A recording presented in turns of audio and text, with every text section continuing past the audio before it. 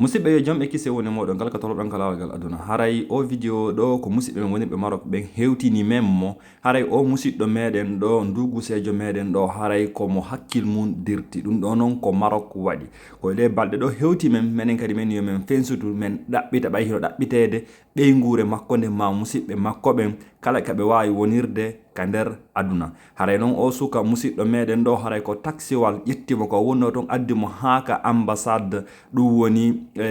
Guinée wonɗo Maroc on haray o musidɗo men ɗo ɓeydni wo o ala o wawata haalude ko si tawi tun satti ha si oti windi o yeƴa hoore nden fi innugol ko non woniri ma wana non woniri o haalata ɓe jogitaki kaydiji makko ɓe anda honno e innete ɓe anda ko honto o iwri si tawi haray musidɓe makko e nder ga wawi yiwde o vidéo ɗo hino wawi humpodirde wonirɓe musidɓe wonirɓe Maroc ɓen e ambassade Guinée wonirɓe Maroc ɓen ɓe wawa wallitade fi humpitagol o musidɗo men ɗo wallitomo si tawi ko ñawdeteɗo ñawde si tawi ko hotowo ka meɗen ɓe nattamo min mi accay toon haray min kadi contact ji ɗi wawe toon humpodirde e an si tawi wodi musidɓe makko wonirɓe sengo kamen woniri ga haray donc min fensiti ɗo kala yiiɗo vidéo ɗo haray no tora ballal yo saki to fi yo wawa waldade o musidɗo meɗen ɗo. Assalamu aleykum.